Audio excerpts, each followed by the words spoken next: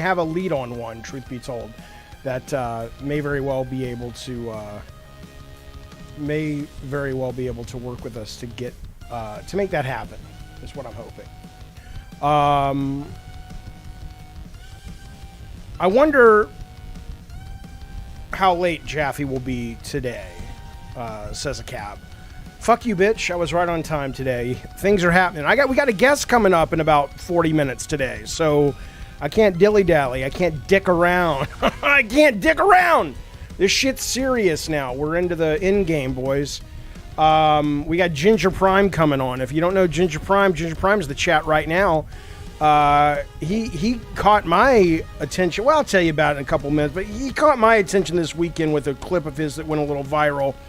And I want to talk to him about that as it relates to Xbox and Final Fantasy and Phil Spencer. Well, it's Vincent McGlone of the McGlone clan.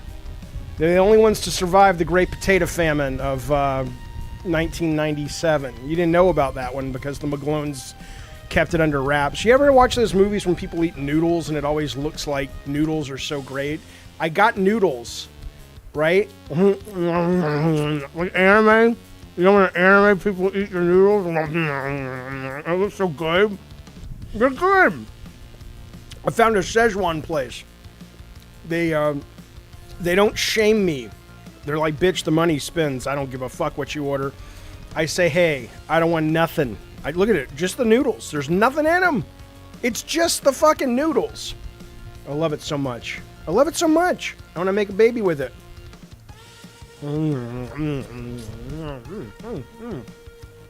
That's not what a cat penis looks like. Peapod says, when will I make peace with Twisted Metal? 3 and 4? What do you mean, make peace with it? That ain't healthy, says Paul. I know. What am I, a moron? I know. I've made peace with it. Look, man, I have nothing but respect for those games and the teams who made them, especially when you hear the history of why they were made, how they were made, the frequency with which they were made, or the speed with which they were made. You got your goddamn mind? Here you go. That's for you guys. Look at that. Come on now.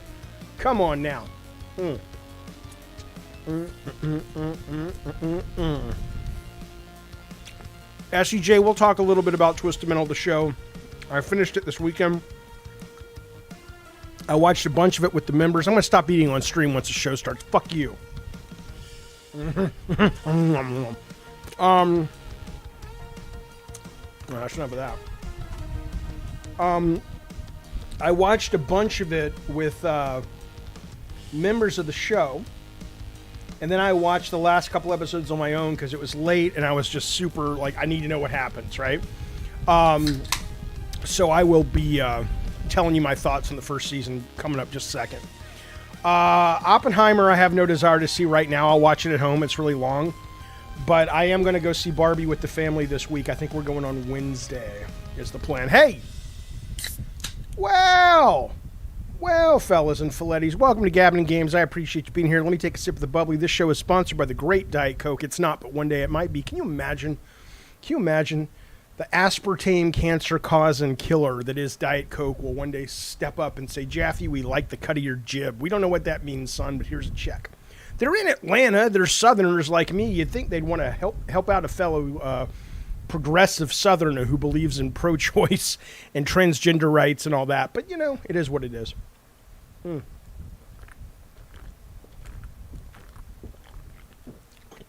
The can is live. I have, like, this can that I opened. I have this can. Trust me, it's live sometimes. All right. Daxter Miller's been bugging me because it's my fault. I have ADD. He's like, I think he's the guy who wants me to sign a bunch of his stuff and send it back to him. I will. I just have ADD, man. I have the ADD, and it's hard for me to do things that aren't really exciting. And going down to the UPS is, you know, it's not exciting, but I promised you and I respect you and I appreciate your support and I will absolutely do it. Let me remind myself. Hang on. Remind me in 2 hours to get back to Daxter. Let's see what happens. Yeah, there we go. Hey, Andrew A. Fanto Sir has stepped up and said, hey, baby, he says, I want to be a Cult Calypso member, baby. Come on now. I appreciate that. How dare you? Thank you, buddy, for that support. It's very generous, very expensive to be a Cult Calypso member these days. The world is not what it used to be when I was but a youngin' and could afford all kinds of things. Things getting expensive out there, folks. And I certainly appreciate that, Fanto, sir. That's very nice of you, very courteous. Everybody welcome Fanto with a emoticon of your choice. I sure would appreciate it. And give him a little pickle tickle while you're down there. Listen. Let's talk about today's show. We got a lot going on. Hang on, let me move this screen over here and we will get right to it. Oh, I want to remind you real quick. Thank you, Acab. Acab is the only one that has given Fanto a goddamn emote. Give the motherfucker an emoticon, you sons of bitches. Listen. That great song that you heard, Quake Zone Rumble from Twisted Metal 2, the LA level, the first level of the game. Go on over. I'm going to put a link right now in the chat. When you get some time today, there you go, Billy Bones, Mutant Mo. Thank you, buddy. When you get some time, go on over and add that if you like the song, which I know you do. It's brilliant. It's a brilliant cover of that song to Spotify. That's from our very own God of War member, alixplox. And he would love to build up that track over on Spotify. He's got a bunch of great albums. Cosmic Cruise is probably one of my favorites. He also did a little bit of music from the never-to-release game Malfunction. Fuck you, Monarch. Can't even say it anymore without just my heart breaking. But going over there, give him a try. Okay, let's settle. It's time to settle. Let's focus on the news today. I doubt this is going to work, but it does sometimes. You know, it sometimes works if I can just get it to play. An extra, read all about it, life story. Read all about it now, oh baby. Shut the fuck up! You goddamn right. All right, we're into the news, boys. Listen, let's talk about Game Pass a little bit. Let me set my alarm because I want to make sure at 1:40 I am ready for Ginger. Set timer for 30 minutes. Fuck you, Addy Pie. I will fucking stab you with a fucking monkey. I got nothing, boys. I got nothing. But this is for you, Addy Pie. Everybody hates you, and I'm glad your husband died. You goddamn right. He probably killed himself. Game Pass Ultimate signups led to Xbox revenue surge. This is from Game Developer, but they're reporting stuff from Forbes. Forbes commented 70% of Ultimate subscribers out of 25 million would lead to $300 million in revenue. Combined with the 30% from lower tiers, the overall Game Pass service is leading to $4 billion in revenue a year.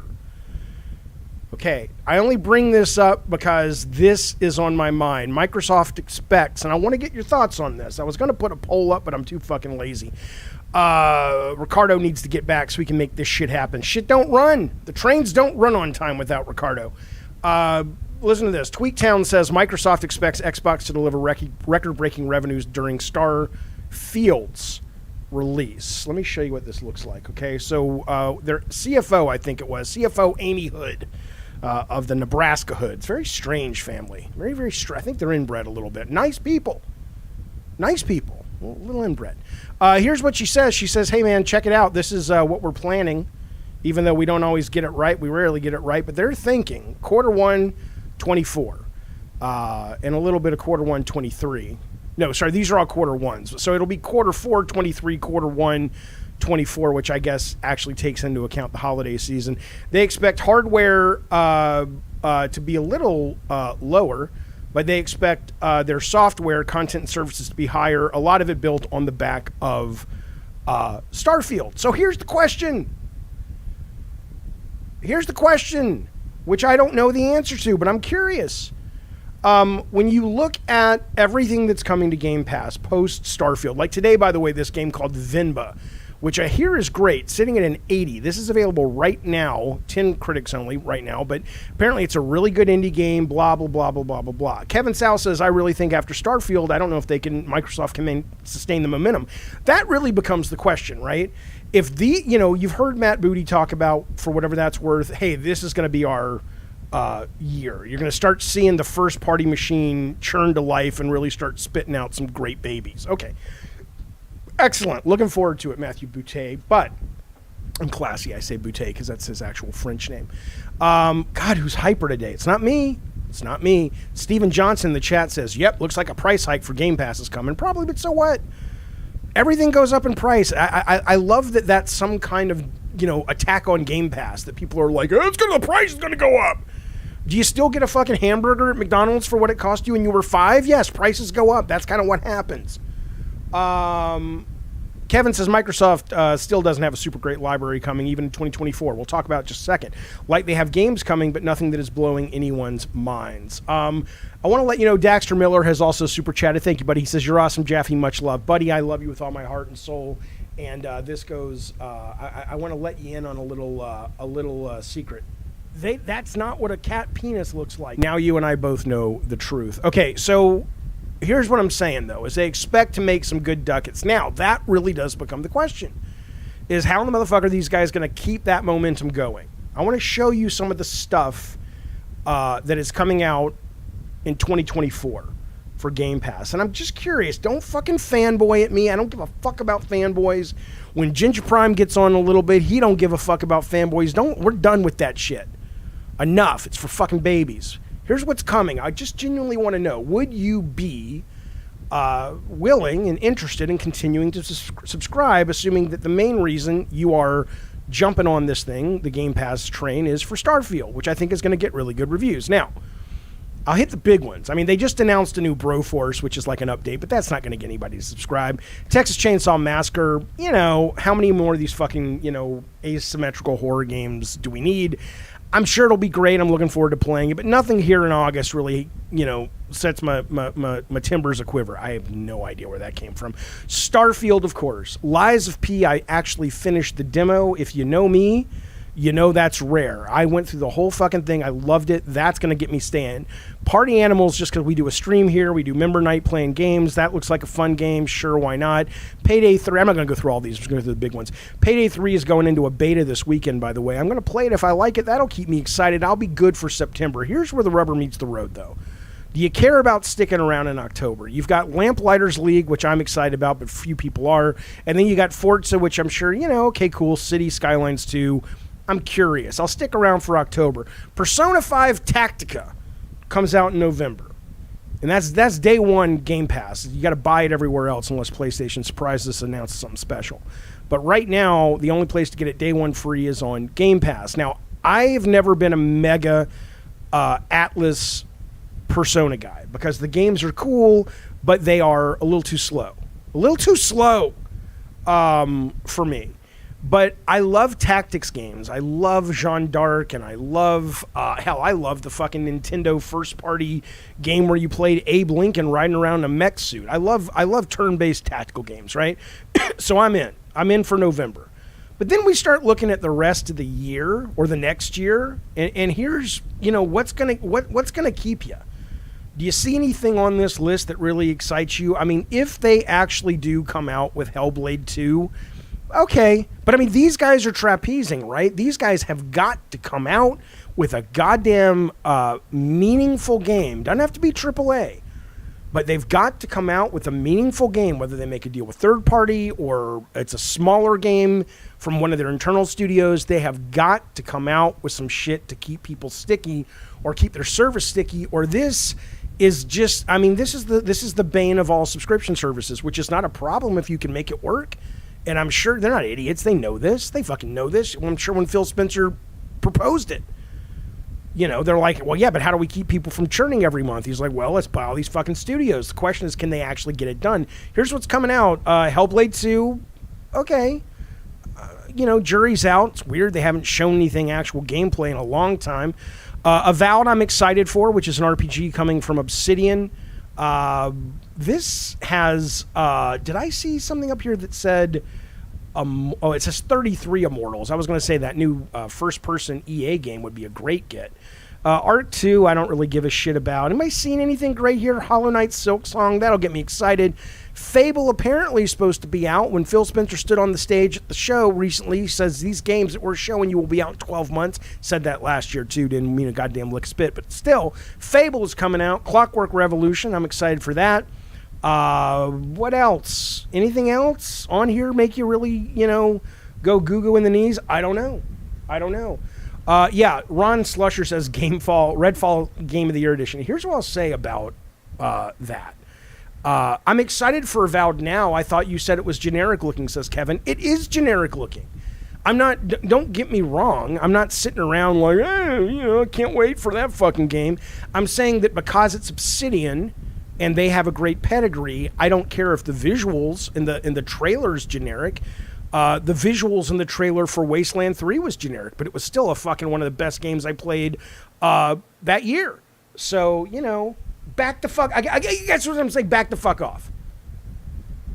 Yeah, I remember Peapod when Jaffe said Game Pass would allow Xbox to release more lower budget games than Sony's quadruple strategy. But here we are again. Peapod. Game Pass is the delivery mechanism. Game Pass is the system that will allow for that sort of behavior. However, you got to have the developers and the producers and the managers to be able to get that output going. Okay. I was going to say about Redfall, though. Redfall is fascinating to me because they are still working on it, and they're still hiring people. And I know they've moved on to another game, but I'm curious when all is said and done. I wonder, man. I wonder. Oh, it brings me back, boys.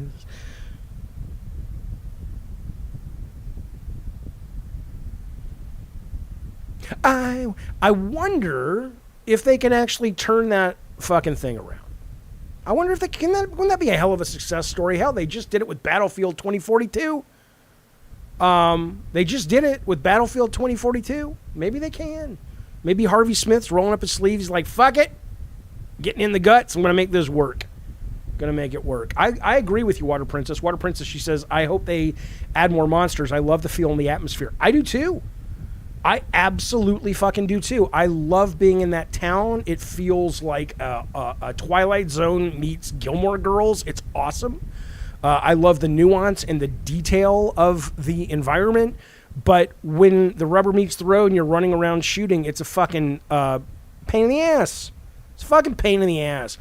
Addy Pie, the troll of the day, says Battlefield is still terrible. What do you mean? Battlefield has been getting a lot of people talking now because after 18 months, all the reviews are starting to come out, or the press is starting to come out and say, this is pretty fucking good. This actually turned the corner, so fuck you, bitch. If you don't like it, I respect that, but don't fucking come at me and tell me people aren't saying that. Jay Styles in the chat literally is typing right now. I just tried 2042 yesterday because you mentioned it. Wasn't that bad. Understanding says Battlefield's a good game now. Cynthia says Battlefield isn't terrible. Addy Pie, exactly. Fantoser says, Addy Pie, do you like anything? I think the only thing he likes are those rare nights. Listen to this. This is going to get filthy, folks. The only thing he likes are those rare nights where his mama says, Addy Pie, get in here and service your mother. And he's like, all right. And he turns on the OnlyFans camera and he goes to town. Goes to Tuna Town with the tongue his daddy gave him. Come on now, that's filthy, Jaffe. Where do you get in the mud? Why can't you be genuine and kind and wholesome, right? Like those other boys on the other YouTube channels. Bill Bone says, Addy Pie, get in here and wash my feet. That's right. But why? Because I'm broken in the best possible ways. Come on, fellas. Let's talk about this. Let's move on. Don't make it weird. Fuck you, Addy Pie. You made it weird.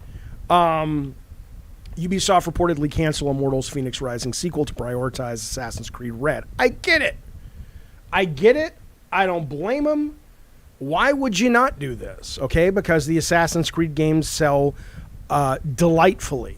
They are brilliant successes, whereas Phoenix was not a big success. Critically, it did well with players. I think it goes Assassin's Creed Odyssey. I mean, the players rated, if you go to Metacritic, the players rate Phoenix Rising higher than the last two Assassin's Creeds, but the critics don't. The critics were like, 90 for Valhalla. What are you talking about? It's a bloated mess. Okay, but I'm not saying it was a bad game, but it won no fucking 90. Hang on, that's my ex-wife calling. Oh, now she hung up. That's why she's my ex-wife. She had no patience. Let me call her.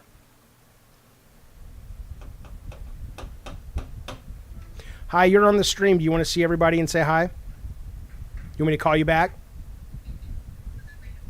Huh? I can't. I'm streaming. I'll call you when I'm done. You sure you don't want to say hi? She don't care. She don't care. That's what you broke my heart. Honey, I'm doing my little show, says Peapod. Listen to me. Ubisoft canceled this game, though. I get it. But can you imagine? Right. Gabriel says Phoenix Rising was done dirty because it was released so close to Zelda. Listen, it's a good game. But here's the thing, though. I've been on games that have been canceled. It's heartbreaking, right? And I cannot imagine that the people who worked on Phoenix Rising, that it sounds like they've been kind of scooted around to be put on Assassin's Creed Red, which is, if you don't know, going to be their next big Assassin's Creed that is set in, I guess, feudal Japan. It kind of looks like you play a ninja. Well, of course, you're an assassin versus a samurai. It looks, thematically great. It's wonderful that Ubisoft has been talking a lot lately about getting away from these bloated games, that, the new Assassin's Creed is going to be 20 to 25 hours, they say. And they literally are kind of taking the piss out of Odyssey and Valhalla. They're saying they're great games. They interviewed the game director of, I think, Mirage. And it's like, everybody knows they're great games.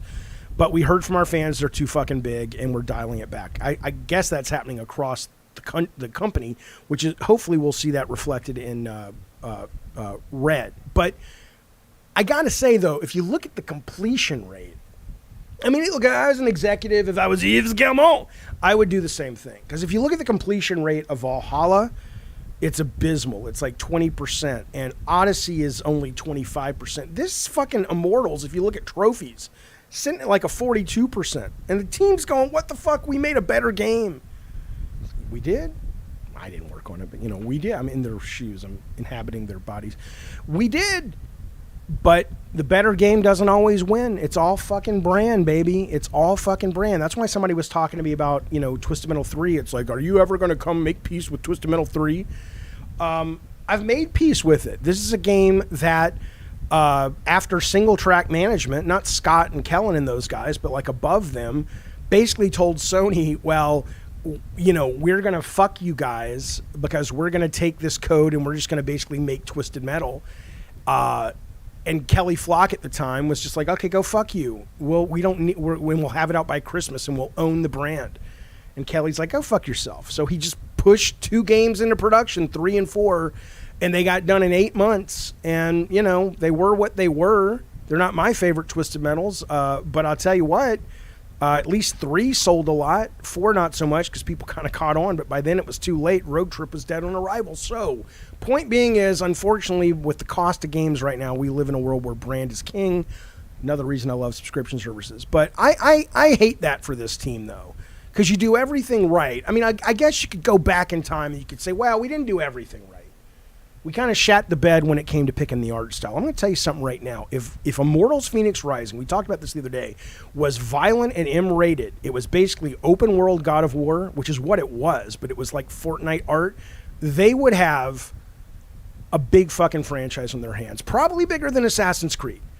But alas, somebody shat the bed. You want to talk about shitting the bed? Sure, why not, Jaffe? You ever shit the bed? I've never shat the bed, but I'll tell you what I have done. Fuck you, Addy Pie, I will kill you. He says, Jaffe, you need Ricardo to stay on topic. Go fuck yourself. We have talked about Game Pass. We have talked about Ubisoft. We have talked about Immortals, Phoenix Rising. I've touched a little bit. Fuck you. Go back to eating your mama's vag. Big Afro Man, thank you, buddy, for the super chat. He says, hey, Jaffe. Hey. God, settle down, man. Ricardo needs to be here. Where are you? He's like, I'm spending time with my lady. I'm a very Patient level. Shut up. I can't. Shh. Listen. That Ritalin is not kicked in yet. Listen. He says, hey, did you end up watching that UAP hearing? If so, what do you think of the whole thing? I don't know, Afro Man. I don't know, Afro Man. Listen, I want to believe very much. I was talking to my brother, who I think is a much smarter person than I am. And I don't mean that like I'm a really smart guy. Let me see. I can't help but be racist. Yeah, it's true. I'm a really smart guy, truth be told, but he's crazy smart, right? And I says to him, I says, well, I think the UAP thing is a big, I think it's a big psyops. And he says, well, to what end though? And I said, well, possibly that we have some technology that is pretty sexy and we don't want enemies to know it's us. And that kind of makes sense. The other thing that makes sense is, and we're going to get back to games, I promise, fellas, like 2 minutes. But it's such a fascinating topic. I mean, literally, imagine you're sitting there yelling at the show going, get back to games. I'm like, we're talking about possible life on other planets. Shh. Listen, so the thing that was pointed out in a wonderful editorial this weekend, I think, believe it or not, was like Nebraska Corn Hucker. I don't know what they call their paper. Says, okay, but in order for all this to work, you have to believe that you have had decades, right, of military people and scientists that for decades have just said pretty much nothing, right? And now suddenly, this guy, this Gorish guy, whatever his name is, David Goresh, whatever, he suddenly, a high-ranking guy within the military, this, that, and the other, suddenly not only is he speaking, he's not going out making documentaries for Amazon Prime, he's sitting in front of Congress. It's hard to believe that we know much about this fucking thing, is what I would say. So we'll see.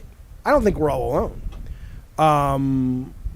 But I think that I don't know. I don't buy the current story. Hasbro. Let's talk about shit in the bed. What I was going to say about shit in the bed is I never shat the bed, but I did have vertigo once, and I was so dehydrated and I was so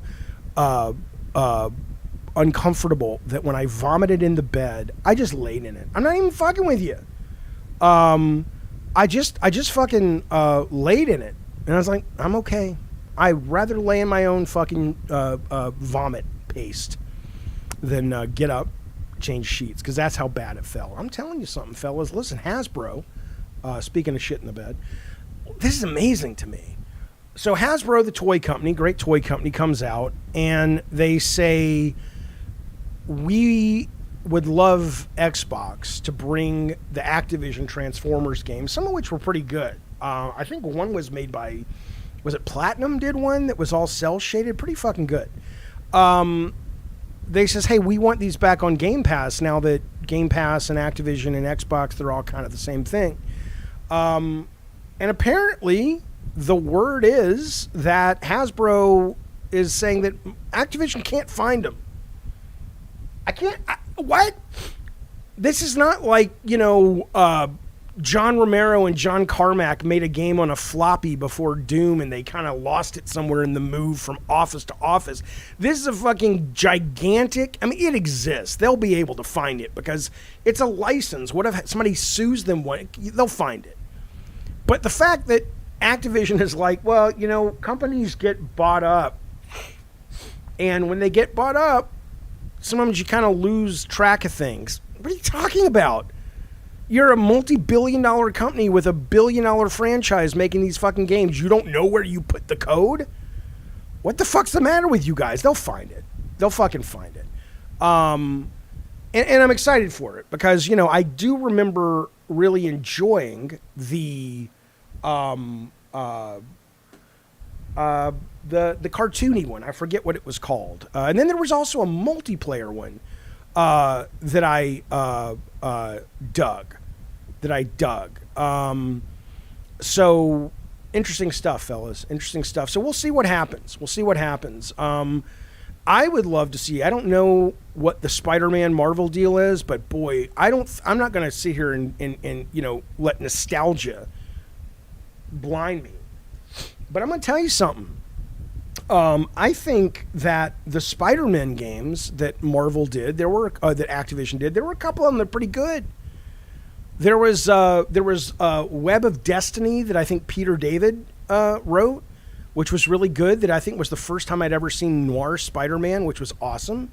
And then they also had another one that was like Fractured or Shattered or something. I don't know if they'll be able to get those on Xbox or re-release. Shattered Dimensions, there you go. So we'll see. We'll see what happens. Okay. I have seen all of Twisted Metal. We're going to talk about it in just a second. Let me get some of these nice little comments that have come by my way of my eyeballs. Big Afro Man, thank you, buddy. He says, also, what's up with people hating Final Fantasy XIV coming to Xbox? We're going to talk in about 10 minutes to Ginger Prime, a man who first came to my attention with a viral clip this weekend where Phil Spencer walks on stage and the grown man starts to cry. And at first I'm like, well, what is happening? I need to talk to this guy. But the more I understand about what was happening, the more I'm like, okay, people are just assholes. But I want to get his take on it, and that will directly dovetail into your question, Big Afro Man, which I appreciate, about hating on Final Fantasy XIV. Finally, Lutron has been a member for 5 months. He says, hey, I'm not going to make 6 months as a Diet Soda soldier. I'm moving on up to the Calypso house, up there that hill. Need a brave soul to take my place. Thank you for considering an upgrade to your membership, sir. I appreciate that. It's very kind, very courteous, very generous. Thank you, buddy. Thank you, Lutron. I appreciate it, man. Okay. Fanto says, hey, Ginger Prime, that was the best fucking clip I've seen in ages, right? So we're going to talk about that in just a second. In fact, maybe we're there. We might be there. Yeah, we're there. Ginger Prime, are you ready to come on in a second? Here's what's going on if you don't know. Final Fantasy XIV was announced this weekend at I guess it was like a Final Fantasy fan fest. I don't know what they called it. In Japan. I believe it was in Japan.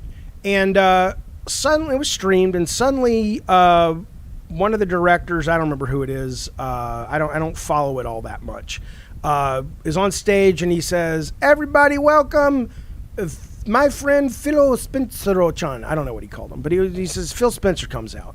And it's like, hey, Final Fantasy XIV is coming. My understanding, and I don't know if I saw this correctly, because Ginger can fill this in for me, but I didn't know if this was free to play or not. My understanding is no, it is a subscription-based game. But did I read somewhere that Gamepass, if you had Gamepass, it was going to be free? I don't know if that's true. Maybe that was a dream I had. Final Fantasy, I spelled it wrong, 14, Gamepass free. Let's see what it says. I don't know. Some of you guys, FanFest was in Las Vegas. Gotcha. It's a free trial. Okay, gotcha. Okay, so it's a free trial until you hit a certain level of your character. I'll try it. I mean, I hear. Yeah, Fanto says it's a 1 month free trial. I thought it was locked to a level cap was a free. But regardless, though, I'll give it a try. A lot of people love it. A lot of people rave about it. Let me do this. I'm going to, if this doesn't work, Ginger Prime, what I'm going to do is I'm going to send you a phone number, and you can just call in on your phone. That's what a phone number does. I'm an idiot. Hang on. But let's see if we can get this to work first, because this will let you come on camera. Ginger Prime's got a pretty big YouTube channel. He's a pretty big deal. Again, I am always fascinated when there are these big YouTube channels out there, and I don't know about them, but I don't spend tons of time on the YouTube. Okay, let's see. I'm going to copy this. And then Ginger Prime, I'm going to go over to the Twitter. Sorry. I'm going to go on over to the X. I hate how Windows does this. Sometimes you click something, and then Windows just shuts all your windows. They're still running. They're still open, but I got to fucking open the fucking things again. They can go fuck themselves. Like, stop doing it, Windows. God, I miss my Mac. I miss my fucking Mac. Okay, there's that. Let me bring up the Discord. We'll get started in just a second. I'm sorry to make you wait. I'm sorry your free entertainment is making you wait. Sorry. Where's the Discord icon? Come on, Jaffe. There you go, buddy. Okay, there's Discord. Where's the Skype icon? There you go. Okay. So what I'm going to try to do, and then where's the chat window? That's what I need, and we will be off. You know what I did yesterday? You know what I did yesterday? I watched Smokey and the Bandit. We'll talk about why in a minute when it comes to Twisted Metal. But that goddamn movie still holds up. That guy, Jay says I'm still kind of bummed your ex didn't want to say what's up to us. She's just, that's not what she does. She doesn't want to be on camera. She doesn't think it's funny. I love her to death. She's my best friend on this planet. She's a great mama. She's one of my favorite people that exist. But she don't think I'm funny. She used to. But shit, man, I'll say something and it's hilarious. And I'll look over her, we're watching a goddamn show or something, and I'll say something stupid. And she'll just be, she won't even say anything. I'll say, did you hear what I said? She'll like, yeah, I know, I heard it. Go back to whatever she's doing. I'll tell you what, find a woman that thinks you're funny. That's hard for me because I'm not that funny, but I think I am. Shh, let's go. Yeah, Buzati says, you should get back together with her. You make a perfect fit. No, she's great. She's the bee's knees, folks. Okay, so I am going to go to Twitter really quickly, and I'm going to send you a little thingy ding, my friend Ginger. Okay, so we've been chatting together. It's not a sad story. What's sad about it? Okay. Okay, I think that's it. Ginger Prime, I just sent it to you. Let me know if you got it. And if you did, you'll just pop on the screen and we will be ready to go. I don't try to be funny, Billy Bones. Billy Bones says, you are funny compared to most YouTubers. I don't consider myself a funny podcast or whatever this is. I just, I just say things. And some people say, oh, they're funny. Thanato says, Jaffe, I've been watching some of your old interviews. I think it's time for you to develop a game again. We'll talk in a moment when we get to the Twisted Metal topic. But first, I want to talk to my new best friend, Ginger Prime. Let's make sure it works. And if it does, we will watch the clip that he made famous over the weekend, and then we will talk about it with him. As soon as Addy Pie's member lapses, he's getting kicked. Oh, we could kick him now. I have no problem kicking members. No problem. Who gives a shit? Wait, where'd he go? Is he here? Maybe he's here. Oh, there he is. Hey, okay, hang on. Show on screen. Hey, there he is. All right, hang on. You can't. We can see you though. Can you guys? Let's do visuals first. Can you guys all see Good Sir Ginger Prime? Hi everyone. I don't know if you can hear me. We can hear you now. I unmute the stream so I can hear him. Okay, I can hear you. I can see you. Can you guys? Can you hear me? Yeah, I can. Okay. I cannot hear you. Okay. There's definitely a lag. He's echoing. Okay, so so you are on my stream right now. You should be able to hear me directly through the source, right? You shouldn't have to look to YouTube. Microphone, share video source, webcam source. We can all see you great. What do you mean the lag is brutal, you guys? Okay, well, worst case, we can get you to call in on the phone, but I hope we don't have to do that. Let's give it like 2 more minutes. If we can't solve it, we'll figure it out on the phone. We'll deal with it next time. So collab cam, Ginger Prime. I can call it on a phone or anything else. Okay. Frogger says I don't see a lag. Okay, what's going on? There is no lag. Okay, so let me ask you something, Ginger. What do I call you? The lag is coming because I'm hearing your audio from the live stream. Okay, but you're not hearing it from here. Are you watching YouTube?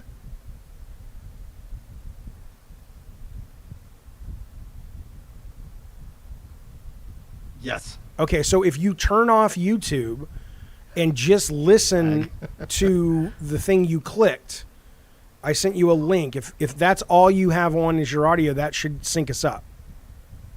Now he left us. He's like, fuck this bullshit. Okay. I think you're back. And I see you talking. I just do not get your audio through this program. Let me check my settings real quick. Okay. And see if I can. Yes, Alex S. This is the guy who was excited for coming on Xbox. And I'm going to show you once we get him working. I'm going to show you the video, which is very, quick. And after that, we will talk to him about it. Because, again, like I said, when I first saw it, and you'll see it in just a second, it's a little cuckoo for Cocoa Puffs. Like, I was like, is this one of those guys I've been waiting to talk to that actually, what's the word I'm looking for? That is a grown man, but really gets this emotionally invested. And that's what I thought we were looking at. But then it turned out, no, it's something different. Okay, you're back on the stream. Can you hear me? So weird. Why can't he hear me? That's bullshit, man. Okay. Here's Not through the audio source that we're connected. It's only, yeah. Okay. You want to do a Skype call? Yeah, one moment. Let me see if I can fix it. Audio. How about now? Can you hear me? Can you hear me now? Nope. 1 second. I think I might hear you. Go ahead one more time. Can you hear me now? No, damn it. Can you hear me now? How about now? Oh, yes. Oh, we got it. There we go. Okay. There we go. And the echo is gone. Okay.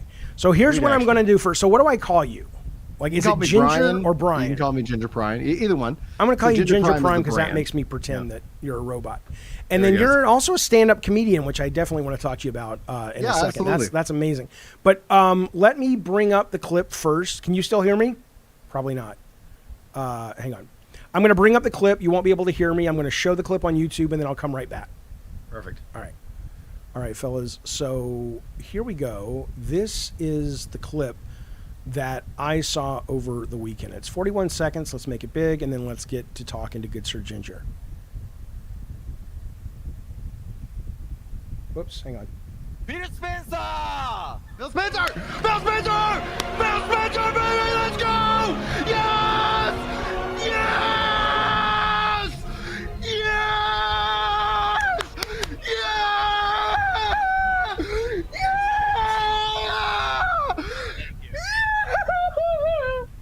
I think he's crying. 改めましてマイクロソフトゲーミング CEO の He's crying. フィル・スペンサーさんです。ぜひ大きな拍手をお願いします。But it's not because Phil Spencer, though.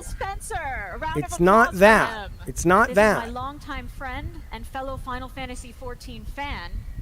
フィル・スペンサー Okay, and then as you would imagine. Okay, let me bring him on now. Okay, there you are. Can you hear me now? Yeah, I can hear you. Okay, so as we can all imagine, and I saw your stuff over the. Somebody in the chat says, Paul says I had less emotion when my son was born. I had anxiety when my son was born. It was a whole different thing. But okay, so you got a lot of shit on this over the weekend because I've seen your feed and I saw you made a couple of videos. Yeah. Okay, so let me ask the obvious questions first, because my understanding is, because the way this looked at first was, like, even someone in the chat was like, oh, these people need to stop idolizing these executives. And I'm like, that's how it looked at first. It looked like you had a boner for the individual, which is fine. But that's kind of what it looked like. And then when I did a little bit more reading and listening to you, it's like, I was excited. You tell me why you were excited. That would be better. So for the longest time, I've been following. I'm a Final Fantasy fan. I've always the hardest thing to be in life is an Xbox fan and a Final Fantasy fan. You always end up, having to kind of like wait it out. You're always kind of second class in this case. And so since they announced Final Fantasy 14 all the way back before they even remade it, I've been following this game. I was covering it as a fan before I even knew what content creation was.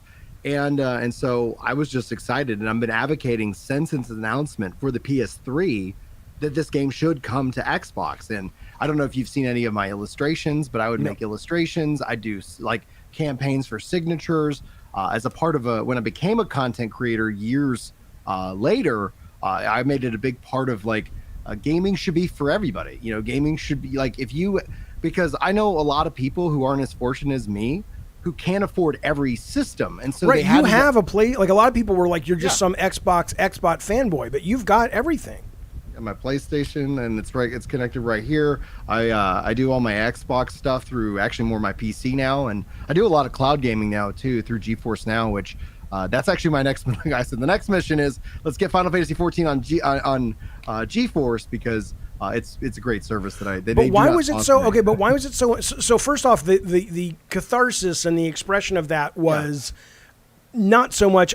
oh my God, Phil Spencer's a god among men. It's that he's here to announce what represents. I have been trying to get for the longest time. The longest time. In fact, the only regret I have is 1 minute prior to that, I was like, guys, just crazy thought I had. How wild would it be if Yoshi P brings out Phil Spencer as kind of his last announcement? Right. And I thought of it and I was like, I'm not going to talk about it because I'm going to eat so much shit. Because every time I talk about like games should be in more places, some fanboy on one side or the other will just come in and they'll be like, you're wrong, Brian. And here's whatever. And I'm like, no, man, like this is good. This is good for gaming. And I wish I would have said it because it would have been a perfect moment for the clip, but it was very cathartic. It's, I guess, to be crude as a part of kind of a stand-up bit would be like how did it feel? It felt like you hadn't come in like 10 years. Oh, I'm so glad you said that because your bio says Christian. The number one thing is Christian. I'm like, can I talk about cum? No, I get a lot of shit because of that too. Oh, dude, like Okay. if you should I want to know if your wife saw the clip and will she still fuck you?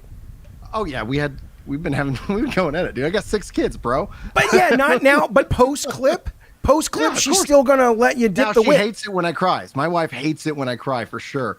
But then I just remind her that I'm a low T individual, and she married me, and she's stuck with me. Oh man, is she there now? Not in the room, but Can she's you go get downstairs. her?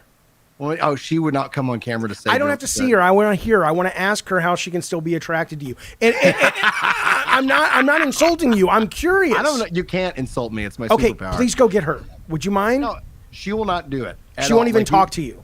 So I'm extroverted. She's introverted. So she Yeah. likes to be a fly on the wall. Okay. And she gives me the power. She's like, you go out and do whatever. Right. So she won't come to my comedy shows.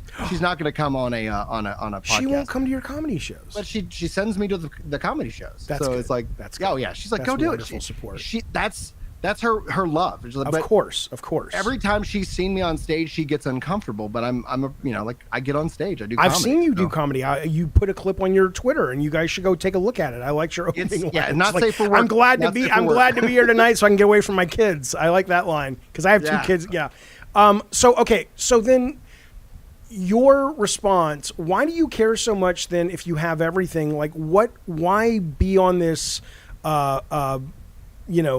What is it? Chaotic is what they call it. The sort of Don Quixote, foolish quest to get these games. I mean, I don't mean it's genuinely foolish, but what's so important to you that it would, elicit that emotional response? Why does it matter that some people can play on an Xbox now because you can play it on everything? What's that about? Because gaming gives us the ability to have difficult conversations. It has the ability for us to break down barriers. You call out that, like I have on my bio that I'm a Christian. I get a lot of bigotry because of that, but I don't apply that back to anybody, right? Like I get it, but I'm not going to hide that fact. If someone doesn't like me because of that, they're fine. They're perfectly fine not to follow it. It like literally doesn't bother me at all. But that's something, who I am and is a part of my history. Coming as an atheist into Christianity, like that's a big part of like who I became and how I became who I am. But in that kind of foundation, I find gaming to be this gorgeous language. I view games as a miracle. Like I work as a software developer. I know how hard it is to get things done. And the fact that you could get 50 people, 100 people, 200 people, the budget, all these moving parts, and create a work of art that really impacts people's lives. I just say, let's continue to remove any barrier for that, because it allows, because I got friends, I was also a theater kid. I've grown up in like every situation from every walk of life with every identity. And for me, it's always just like, we can come together and we can, like, even if we disagree on whatever, we could talk about what games we like. And so I find gaming to be a very important language, very fundamental to who we are as human beings. Games are key to just things like from what we created very early on, and when we could walk and talk and create language. And so the fact that we have, that as aspect. we've advanced in game making, and I don't know what kind of software development you do. I don't develop software, but I worked only in games, so I never did anything else. But the fact that as we advance it, it gets closer and closer to what is clearly a desire to build our own worlds, right? And to sort of almost, there is something, I'm sure you could take a religious angle on it and say, look, we are creating, if you are a religious person like you are, we are creating this stuff sort of almost as a I don't know if it's an homage or it's a natural response to want to replicate what happened to us. But I mean, you're right. You're making the worlds the way they look, the fact that everyone can be in those worlds together. And then on top of it, the weirdest thing, although I have to imagine it goes, I'm not sure. The more you look at how games are developed, the more you recognize the psychological components that are also parallel to the way we view the world. Like I was reading recently about this thing called the psychological problem of going through a door. And apparently the brain has this concept where if you get up and leave a room, one of the reasons you go, why did I come in this room? Is that the brain literally will dump some short-term memory when you leave a room and go through a threshold. This is like science. I was like, you're shitting me. But that's games, right? It's like, oh, we don't need any of that anymore. Dump all of that shit and let's focus on what he's looking at now. And so there's I don't know how much of it is we have engineered our software to reflect how could we engineer it any other way because that's how our brain works, or is it sort of almost unintentional? This is what creation is, you know? So I love the whole fucking thing. I think it's fascinating. But your wife will still fuck you. Yeah, of course. Amazing. We just had our sixth kid a couple of months ago. Oh, that's so wonderful. I have two. I'd love four more. They're That's what I hear from a lot of people. It's like, we're right now in the thick of it. So like my oldest just turned 9. Obviously the youngest is 3 months. And so like we've got we all packed them up. We couldn't actually have children. So for me, I told her. Oh, you adopted them? No. My wife had a brain tumor. Okay. And we couldn't actually conceive. And after she ended up having brain surgery. Long story, actually a part of the comedy set, some parts. Okay. Anyway, long story short, I always said, like, if she comes and says that she wants another kid, the answer is yes. And I don't ever want her to worry about it or stress about it. I'll figure out a way to provide. You mean you couldn't have kids because there was this medical emergency happening, not you weren't capable and suddenly we were not capable. The tumor was preventing her from actually like ovulating, conceiving, and things like that. We didn't know this. We kept trying. We found this out, and then we never knew that could happen. Okay. Oh, it was wild. It's like a part of the pituitary gland right here in the front, and it just kept growing and growing and growing, and and it was expensive too. Okay. Hey, where'd he go? Where did he go? Come on back, baby. Here we go. Here we go. We're back. We're back. Come on, man. Okay, so I'm going to jump all over the place, but I love these conversations, man. I do too. I so appreciate you doing it, especially on short notice. So you do this clip. You get a lot of hate. Would you? A lot of love too. So many people just like absolutely over the moon, saying that this really, really resonated with them. But because we're talking about social media, we always got to recognize the things that get the attention are the extremes, the biggest highs and the lowest lows. So, but when you're doing that bit, you're not. There's nothing in your brain going, "This is going to make a good clip." It is pure, genuine response. No, afterwards, then I go, "Oh, I need to clip that." But like at the moment, like it was just absolutely exhilarating. Because it's like that's live streaming in of itself. Because it's like I was thinking because I wasn't able to go out to FanFest this year because we just had the kid. So there's a lot of things that is like this would not have happened like if all these decisions that were made years ago. Right. Me and my wife deciding to have another kid. I was like, well, because I was like, I'm not going to leave her with 6 kids.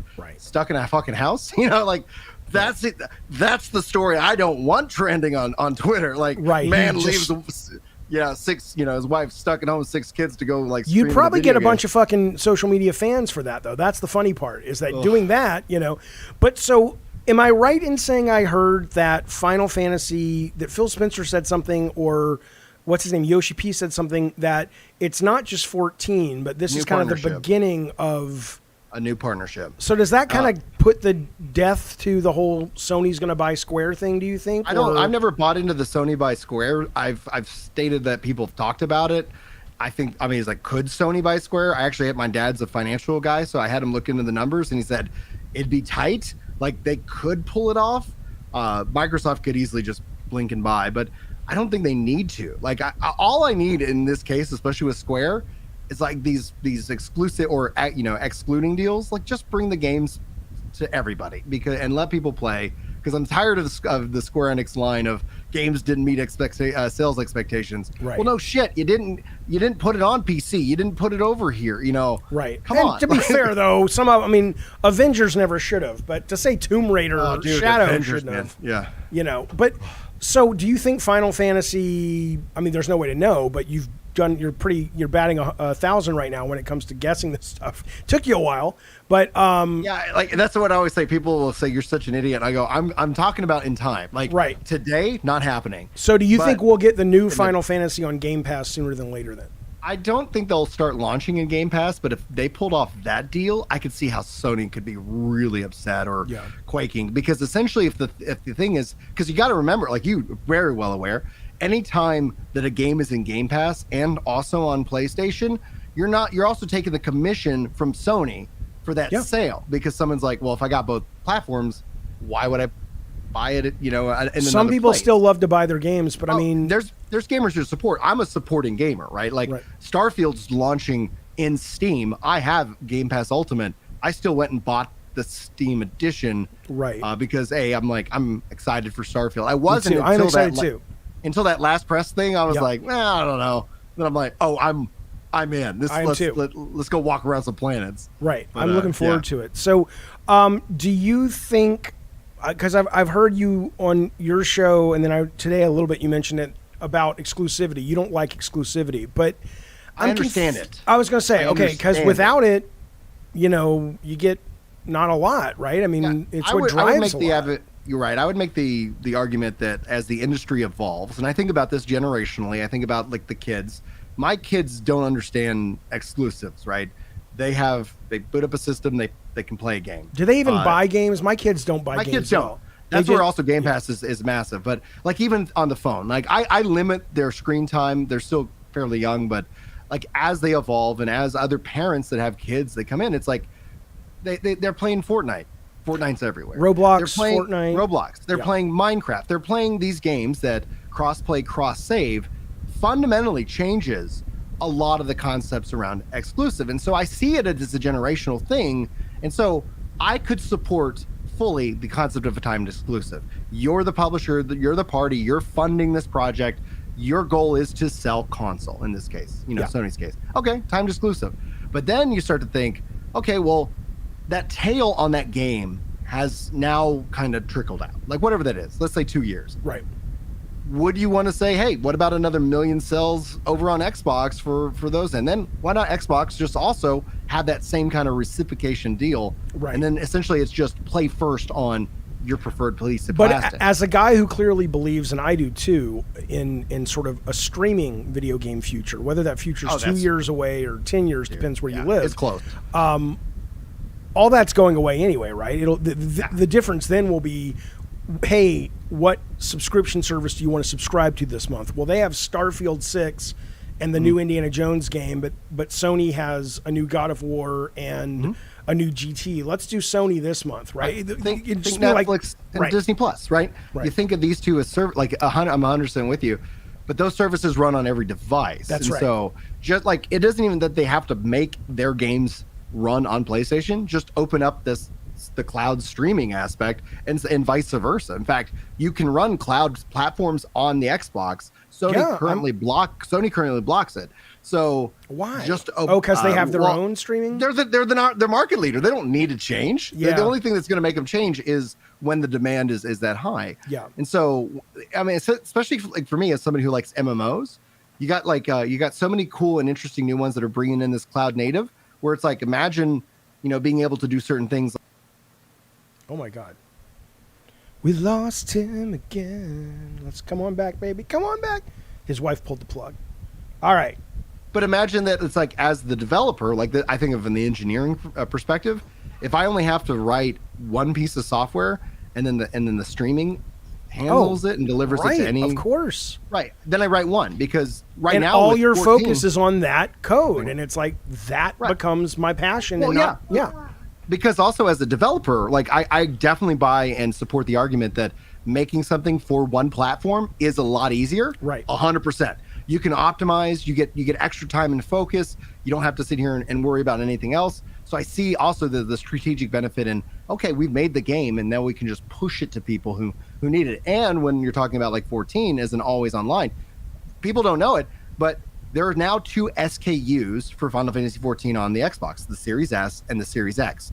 How that game is published is there's a compiled code base for each one of those, and they have to maintain that and test that. So there's a cost there. 14's not out yet, though, on the Xbox, is it? It's coming this fall, as a part of their beta, and then it officially launches spring 2024. Gotcha. And okay. it's got an unlimited free trial. So this fall, the free trial expands to include their expansion Stormblood. So you can play the entire story, level up every character, not give them a dime. But the weirdest thing is, what's the cap? Is it a level cap? Level 70. Level 70. No, okay. level 70 and the MSQ. So once you what is MSQ? finish main story quest. Got it. Okay. So it is still like Final Fantasy 14 is a Final Fantasy game first, an MMORPG second.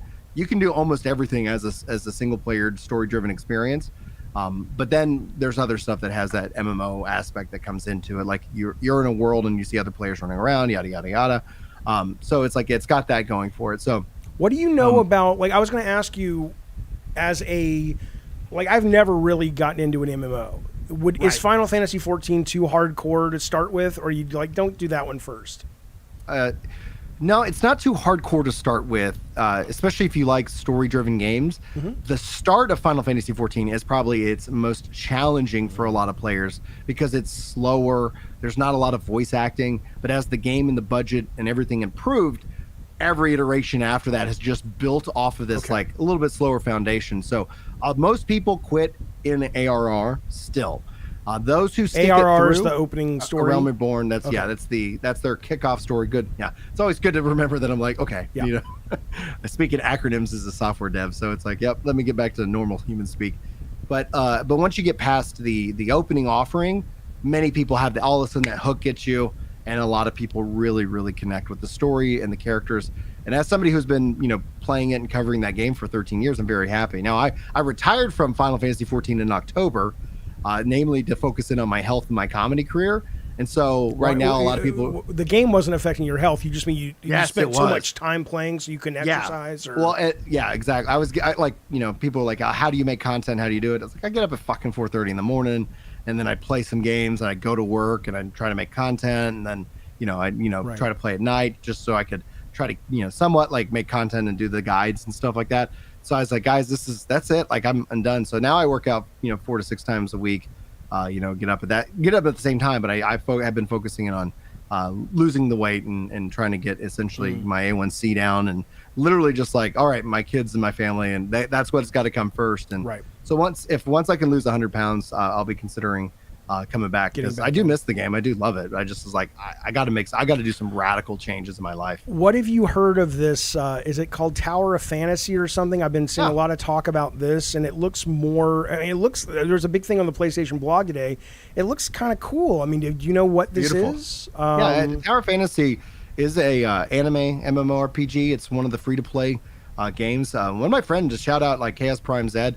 He's on YouTube. He covers it. So if you're looking for somebody who's really in and covering like the updates and stuff, check out Chaos Prime, because he's awesome dude. Another fellow dad. I don't know. I've amassed some really good friends that are just content creators and also fellow dads. And so, but it's also like that. It's got controller support.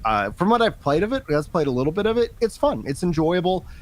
But when I played it, for me, it just made me more excited to play Blue Protocol, which is an upcoming game that's going to come out early. Is that next the space year. one, the sci-fi one? It's anime. It's semi-space. It's Amazon's publishing it here in the West. I think I've seen a trailer that looked pretty cool. Visually striking. And I've played it. I sneaked into Japan through a VPN and got to go hands-on with it. They eventually did find me and ban me, but it was worth it. That's awesome. Okay. It was so fun. My last question, I know I promise wouldn't take too much of your time, but I got to ask, as an atheist agnostic, I'm just, and I saw people in the chat asking, by the way, if I'm looking over, I'm not ignoring you. The chat's over here. So I just want to make sure I'm, accommodating those guys. But you were an atheist and now you're a Christian. I have to know, because I'm always so fascinated by religion and spirituality. And what was the thing that turned you from believing in nothing to believing not only in God, but a specific Christian God?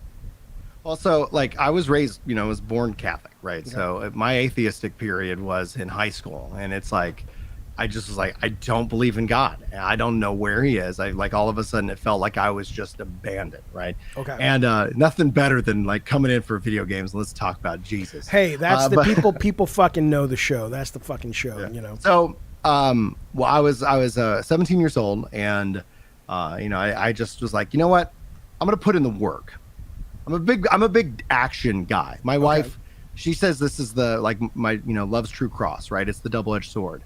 I'm action oriented. She knows I'm gonna get whatever I say done. Sometimes my wife wishes I would just chill the fuck out, right, and sit down. She's like, let's just sit down and have coffee. And I'm like, oh, but you gave me a mission. You told me that you want new floors. Right. So now I'm gonna go work my ass off, and we're gonna get some new fucking floors in this house. Like it's like I'm on a mission. Like don't give me a mission, right? But I was like, you know what? Like I don't know where the hell you are, right? I don't know if you're there, but you know what? I'm gonna put in the work. I'm gonna go. I'm going to show up, and you do you. Show up meaning show up to church. I'm still gonna sit down and pray. Okay, gotcha. I'm still gonna go to church. I'm still gonna be active. Okay. I'm still going. I'm gonna read. I'm gonna study. And I studied a lot of the world religions too. Like I was just like, I'm just gonna go find information. Okay. That's just kind of how I've always been. Software developer, right? Yeah. Give me all the data. Give me the data. Like let's figure this out. Is what I've been told my whole life bullshit, or is it real? What do we need to know? So I started looking into everything, right? But I'm just like, I'm going to put in the work. I'm not going to sit here and, be lazy, right? Like you're not going to get a 6-pack of abs looking at some guy do crunches. Like, it's like, I'm going to go do crunches. Okay. And so I just put in the work, and it was on Advent, the first Sunday of Advent. I'm going to mass, and I'm sitting there in the front because I'm like, I'm going to pay attention. I'm not going to look at all the pretty girls, and I'm just going to sit here and focus up.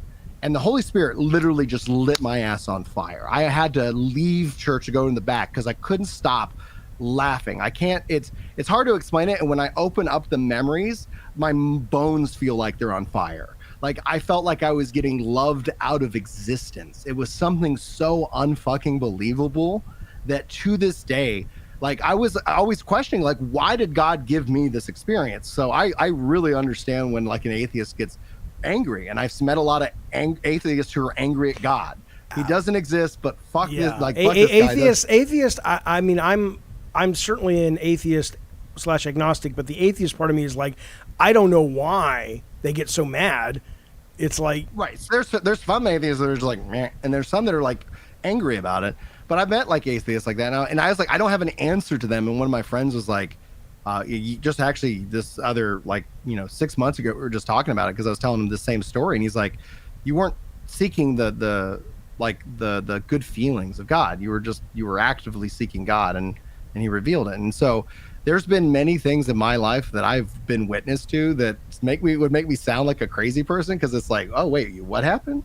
You saw what? And it's and I worked in hospitals, and I've seen insane miracles happen, and then you see also horrible tragedies, and you're just like, okay, and so essentially I've continued to read and learn, and essentially just really becoming fully aware of my place and my relationship with God now that it's like, from a Catholic theologian perspective, everybody who's listening to this that's been baptized is actually a Catholic priest, man, woman. Like if you're baptized, you're called a kingdom priest. And so I take that mantle and that mission very, very seriously, but as an act of love, right?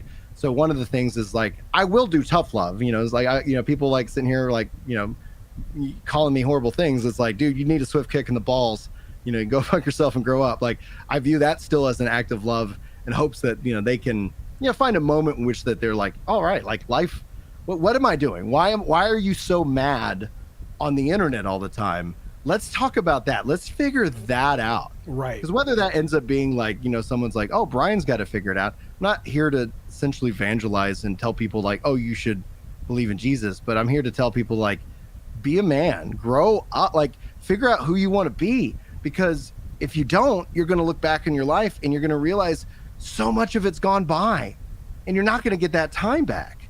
And for me, I'm so happy that I've always been kind of driven. Yeah, no, well, yeah. So 2 quick questions on that. So for you, the belief in God sprang forth, it wasn't like a moment. It was, you attribute it to sort of doing the work, reading, studying, being open to it. And in that was the flip that got switched, that God had room to come in. It wasn't like possibly, like that's a good way to think of it, like that I made room, and so that like, and again on his time, like it wasn't, you know, like it's not like, hey, do these things. And why he gave me that experience, I guess he'll, you know, I'll know when I'm gone. You never fucking know whether it's God or not. You never know how the ramifications of anything. This conversation right now could be creating a person who becomes super religious or abandons their religion. Who the fuck knows? My last question on that, I got to have you back on because I find this topic. I love talking. I just love it. But so you say you've always been a guy of action, right? Mm-hmm. So you come to the planet wired to say, here's a problem. Yo, I'll solve it. Pick up. You come to the planet. That's a deep cut. It doesn't matter, Jaffe. Stay focused. I love it. You come to the planet wired to do things, to take action, to seek data. And in that, you put yourself in a position that you were able to let God into your life. But isn't that almost a place of privilege, though? What if somebody, you know, is out there in the world and the only connection they have is their, you know, Final Fantasy 14 clan on PlayStation, and suddenly these other guys come in, and even though it's totally childish and stupid, they weren't wired like you, or they didn't have parents like yours or whatever to get them into a headspace to go, hey man, I got to get my shit together. Right. Mm-hmm. So what does God think about people like that? Like, why would God look at that? God loves them. I know, but he loves them completely. As a Catholic, you're assuming they're not going to get into heaven. No, I'm not. Oh, that's okay. Actually That's what I'm wondering. a big misnomer, right? Because like from a Catholic theologian perspective, there's baptism of fire, desire, and blood. Okay. And in that regard, so like my baptism was that of what we call kind of the ordinary method, right? But through that, you know, God knows you, David Jaffe, so well that he knows everything that you've had the opportunity to know about him and not know about him. And my personal belief is that you will get, and everybody will get the opportunity to stand before God and have that realization and that revelation, whether it happens here or, you know, when they die. That's God's business, right? Like I've never ever been one that's like, okay, yeah, you'd never heard of this or you live this way. However, when people like, I think I haven't met anybody who actually rejects God. I know a lot of people who reject what he is not. You know, when people are like, oh, God is a being. God is not a being. He is being in and of itself. So a lot of people's rejection of it, every rejection that I've heard, isn't actually what God is. And so I actually align with a lot of those same rejections. Someone's like, God's a flying spaghetti monster, or God's just some powerful being, floating above us that we can't see. No, that's not true at all. That's not what it is. And so it's the nature of what it means to be. And I love studying theology now, so that's kind of a big passion. Yeah, I mean, there's a like I said, the reason I am agnostic, is because when it comes to sort of what is going on, I've experienced enough things to go, I can't claim to have any fucking clue. Right. There's something, maybe, maybe sort of, maybe nothing, But okay, I could talk forever on this. I love that you're sharing this. Thank you for that. I want to have you back on if you're willing. Anytime, dude. But anytime. Thank you so much for coming on and sharing your stories and checking the chat if they have any. Yes, he's Catholic, Rap knows. And he's a software developer. So be nice or he'll... And a stand-up comedian. And a stand-up who comedian. makes really dark jokes. Like What's the best God joke you've got? I'm gonna get in trouble. But I guess if you don't Google the Catholic Church, my one issue is how exclusive the club is. I mean, I've got a cute ass. I can keep secrets. Nobody ever hit on me. Wait, I don't know even. I don't know. It's probably better in the club. You're saying because they molest kids a lot? Yeah. It's child molestation. Yeah.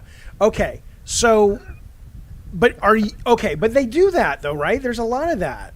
So there isn't a lot of that in the numbers. It's the hypocrisy that makes the news. Okay. When you look at like just the pure numbers provided from the government in terms of these kind of cases, your kids are being horribly molested in school, public, etc. But what makes the news isn't that in public schools there are bad people. what makes the news is person who claims to be a follower of Christ does horrible things.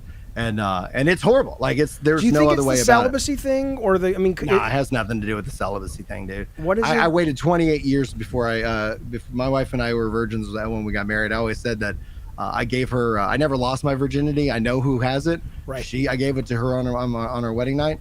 But no, it has nothing to do with the celibacy thing. Yeah, what is that? Is it the normal amount of child molestation? It's just the hypocrisy that shines a light? Yeah, all of it is, one is too many. Like, one is too many. Of course. You know, and it's just like, and especially as a parent, like, yeah, these are things that you have to be aware of. What it ends up being, you know, from the studies that are done not by the Catholic Church, that were instituted from a third party to go and figure out what the F the problem is. You have a couple of things historically. You have a huge wave of like Marxist ideals coming in out of Germany and into the seminaries as a part of kind of a targeted plan to try and truly corrupt some of these young men to essentially kind of like facilitate, you know, how do you do great evil? Like when you look at, like, you know, what we all are, that's one of the root things as being human, is we're all capable of great things and evil things. I always talk to like other men. I'm like, if you tell me that you think you will not cheat on your wife, I'm going to say you're a fucking moron and you're not guarding yourself well enough. Every one of us can do bad things. And so just know that about yourself and come up with a plan so you don't wake up one day going, oh shit, what did I do? You know?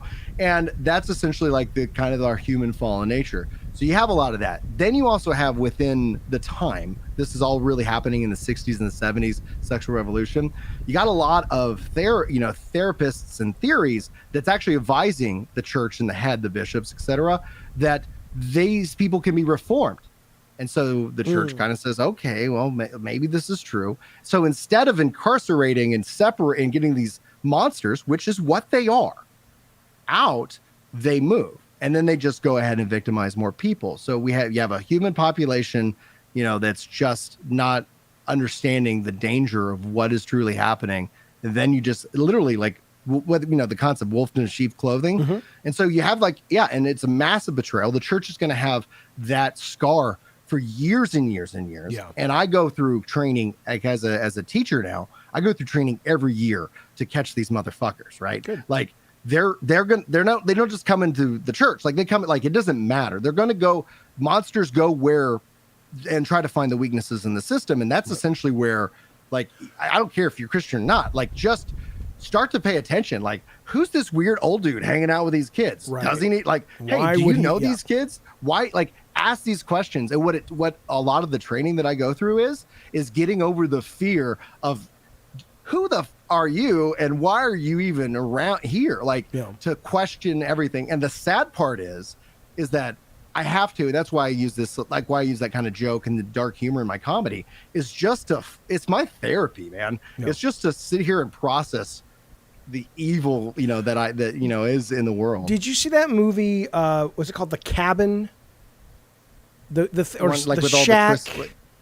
The thing where the guy loses his daughter and he goes out to the shack. I can't handle it. I can't. Yeah. Have you seen it? I saw the trailer, and when it comes to stuff with that, like I can't process. Yeah.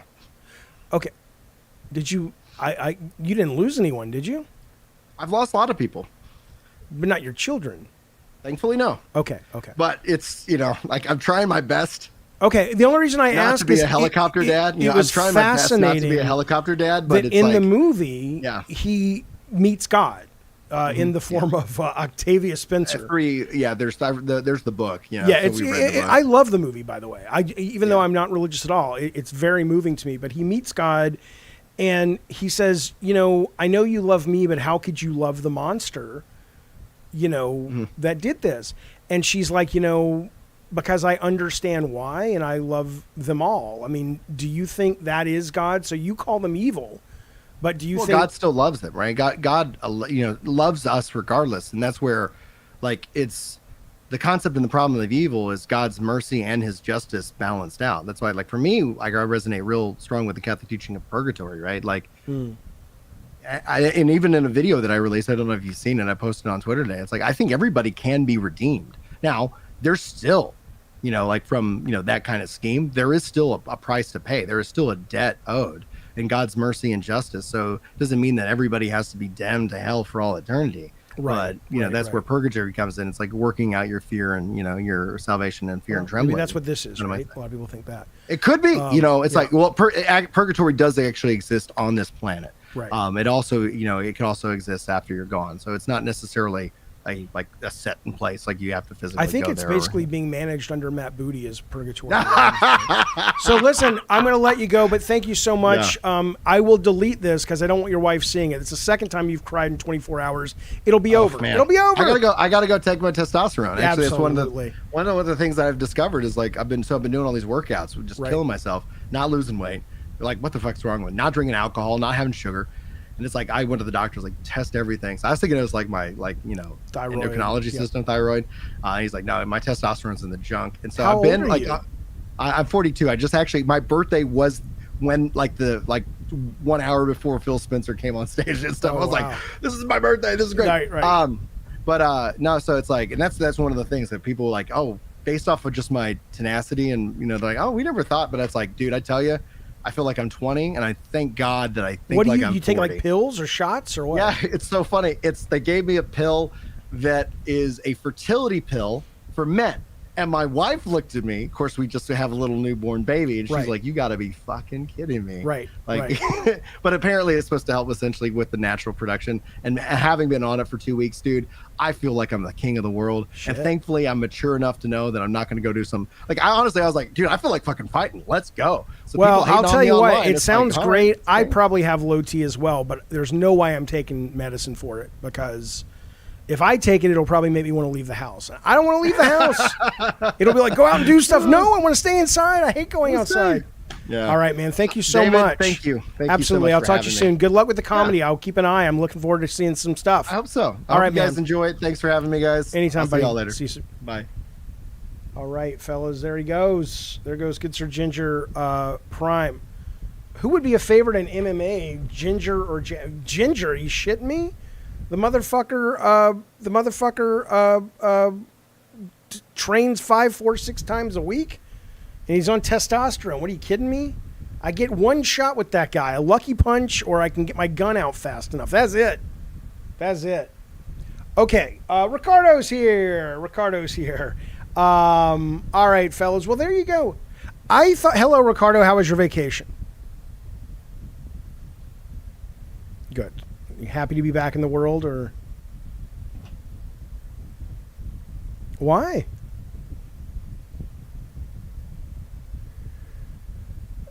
Well, it is what it is. I enjoyed him. I like talking to him. He's a fella who went viral a little bit this weekend because of a Phil Spencer Final Fantasy thing. So we started talking about that. But he's an interesting guy, man. I mean, he's I really genuinely love talking to religious people because I so don't really understand. Oh, they can't hear you. Sorry. I so don't really understand that mindset or that experience that I just, I'm fascinated by it. And my mind's always open. So, listen to this. Gabriel says, as someone who had spiritually twisted after growing up in a cult, I enjoyed this interview. I enjoyed it too. I know a lot of people tune in for games. I get it. We'll get back to games in just a second. Let me tell you what's coming up. But there you go. Thank you, Ginger, for coming by, buddy. I appreciate that. It's very nice to meet you. We're going to get into Twisted Metal in just a second. We are going to talk about some Call of Duty stuff. We're going to talk about game controllers, Metroid, Spider-Man. We got a bunch of stuff coming up. I need to take about a 3-minute break. I'm going to put some stuff on for you to watch. Hopefully I'll see you on the flip side.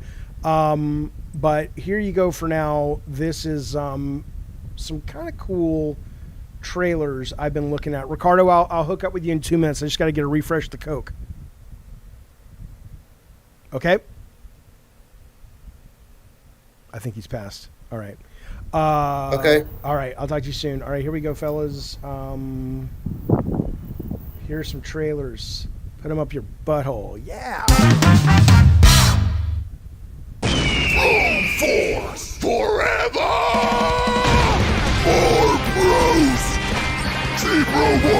vengeance!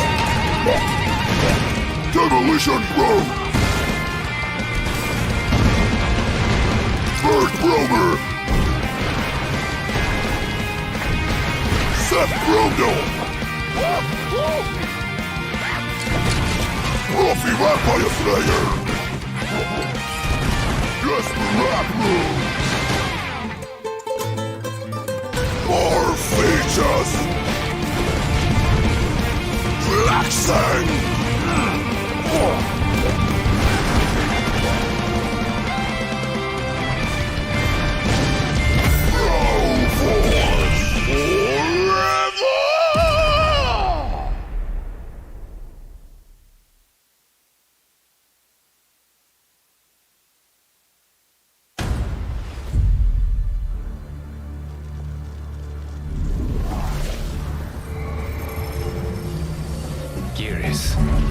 My old friend. It's been eons. It's good to see you. Likewise, Lord Liu Kang. Duty is my highest calling.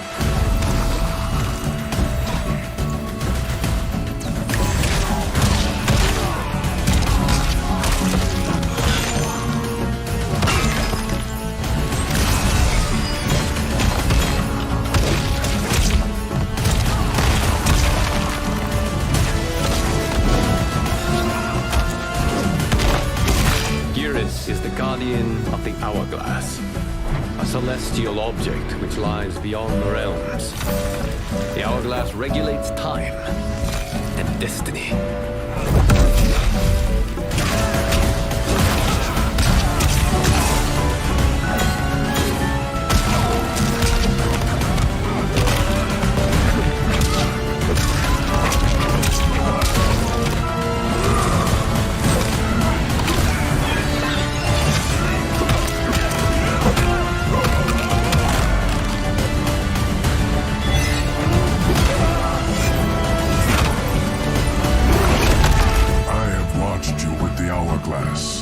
You are relishing your role as Earthrealm's protector.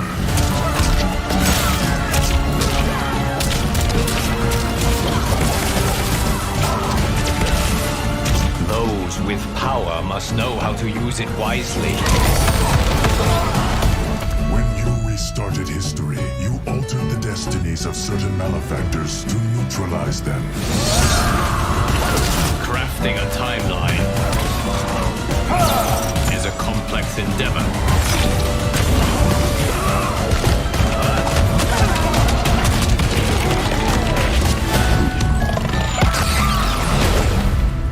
Your vision of peace may already be compromised.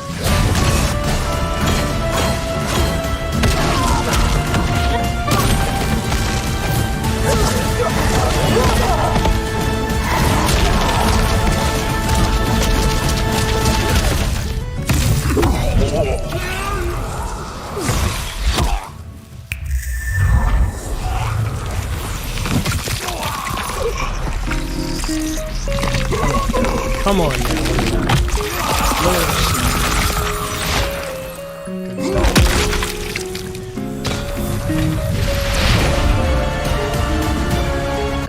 I don't know why I have this other music playing. What's happening? What's happening?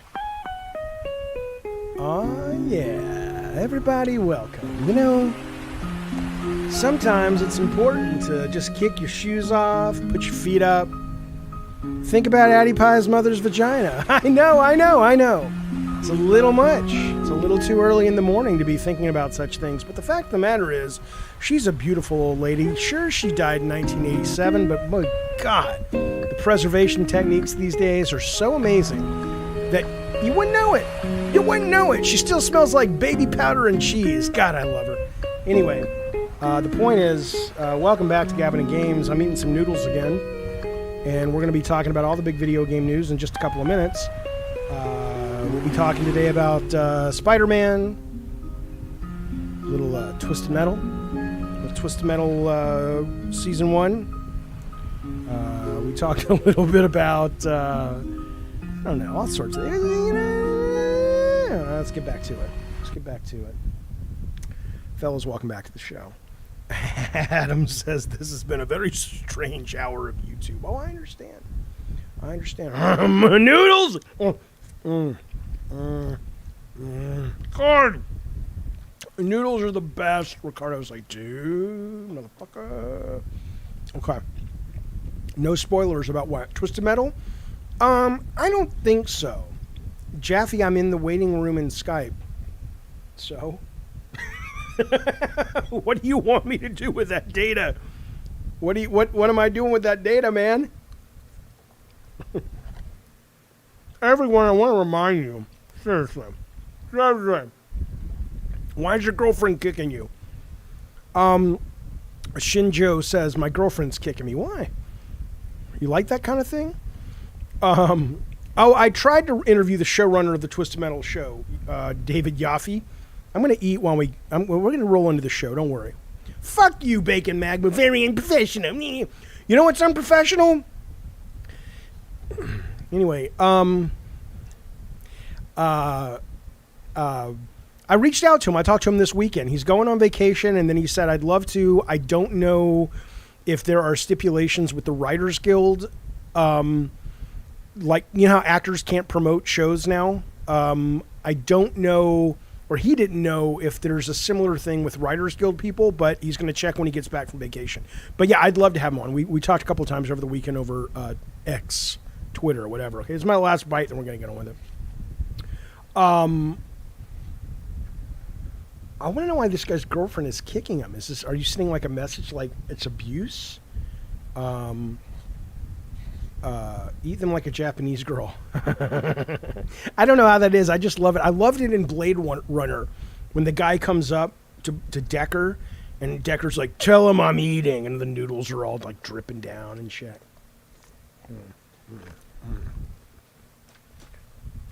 Okay.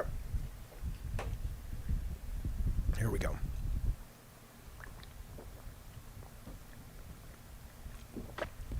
I get it. Eating on the mic is disgusting. I get it. It's not like I don't. Okay, here we go. Welcome back to Cabinet Games, fellas. That was a fun conversation. Let's turn our attention now to Twisted Metal for a little bit. Radic, one of our members, thank you for this, buddy. He tweets this out. We don't really know how well the show is doing in terms of, even if it was Netflix, and I mean, very rarely do these streaming services tweet out or reveal information about views and how much money they make and all that. So there's not a real clear way for a layperson out of the loop to know if we're getting season 2. Most people who have watched the show that I've talked with or I have seen online have really enjoyed it. They've been very surprised. I was one of them. I've always said, because the minute I met these guys on a Skype call a couple years back, I knew Karate Kid, Cobra Kai, which I loved. I knew Zombieland and Deadpool, which I loved. I was like, these are top tier fellas creating this stuff. So I was never worried in that sense, but there was definitely some stuff that Peacock had released that was like, oh my God, the casino scene was terrible. The Comic-Con stuff was terrible. Not the panel. I didn't go to the panel, but in terms of the actors, Sweet Tooth and Cisco, it just was cheeseball. But the show itself is really fucking good, I think, for what it is. It is stupid and sloppy and silly and fun and heartfelt and exciting and interesting. And I want to talk to you about this briefly. But first, let me tell you what Radic tweeted. He says, Twisted Metal right now, this was last night, he tweeted out the top 10 TV shows by online engagement, which means the stuff in social media people are talking about. So number 10 is Ted Lasso, 9 is The Simpsons, 8 is Silo, 7 is Foundation, 6 is The Bear, 5 is Star Trek Strange New Worlds, 4 is Amazon's Good Omens, 3 is Disney Plus Secret Invasion, number 1 is, of course, Netflix's The Witcher Season 3, and, of course, there we go, tucked in at number 2, Twisted Metal. Think about that. So there's a lot of people on social media talking about it. Most of the talk, I've been looking, is very positive and very surprised. So, we'll give it a shot. We'll see what happens. But I can tell you without spoilers, if you finish, what do you mean? What is happening, Ricardo? Ricardo just sent me a text says, "What is happening?" If you send me a, I'm losing my fucking mind. I got distracted. What I will tell you is that I won't spoil it for you, but if you watch the whole series, the ending is just a goddamn delightful, delicious setup for a second season. And the first season itself is pretty fucking good as well. So here's what I want to talk about briefly as it relates to Twisted Metal, though. And I said this a little bit, but now that I've seen the whole first season, I think it's really hitting me and settling in with me. So when I was little, wanted to be, up until I was in my 20s, I wanted to be a director. I wanted to be a writer. I wanted to write novels. That's what I thought I was going to do. And honestly, I just wasn't very good at it. I loved the idea of being a writer, but I hated sitting down and writing. I loved coming up with really cool ideas and world building, but I did not enjoy the process of then sitting down. Oh, you guys can't see my face. Sorry. We don't want to, Jaffe. Hey, you zing! Sitting down and doing the work. It wasn't fun for my brain. And it wasn't, most writers will say, well, it's not fun, it's work. Yeah, but it wasn't satisfying. It was excruciating. But I tried and I never really succeeded. And I'll tell you something, watching this show, I realized, and I was very happy by it, it was the closest I'm ever going to get to contributing to linear media. Like, I look at this show and I of course see Kellen and Scott, and Mike Guillaume and Kellen Hatch and Michael Jack, all these guys, all over the show. I'm not saying this is a David Jaffe joint, but I am all over Twisted Metal and I'm all over this show in terms of, everything from big things like meaningful decisions to just, this is not going to spoil anything, but let me just tell you how crazy this is. Well, the big picture first, though, is it was so moving to me to turn off the series, season 1, at the end and go, this show, which I think is pretty good, could lead to another season and then another season. And maybe that's it. But then in 10 years, someone's inspired by it and makes a movie and another game. And, I've never cared much about legacy. I still really don't. But the idea now that if I die tomorrow or when I'm 100, this and God of War are, as long as the earth keeps spinning, who knows how long that's going to go, it's kind of cool that this stuff is left behind. Because I will tell you, I was listening to, I know I'm rambling and I apologize. You're going to have to just put up with me if you don't mind, because I'm going somewhere with this. I was listening to a guy I really like on the internet, great artist, Alex Party, does kind of cartoony horror art, wonderful creator. And he was tweeting about Pee Wee Herman, Paul Rubens dying. He says, I literally just finished working on a project that was 100,000% inspired by Pee Wee Herman's imagination and creativity, revisited so much of his world over the last few months. And I wrote back to him, and I said, I had this experience watching the Twisted Metal show over the weekend, which was, it almost feels like there are these energies. I'm not saying I take this literally. This is what it feels like, of creativity. And the essence of Twisted Metal, I got to kind of carry the water for it for a while. And now I see it reflected in a lot of ways even better, but it's still very much mine in the show.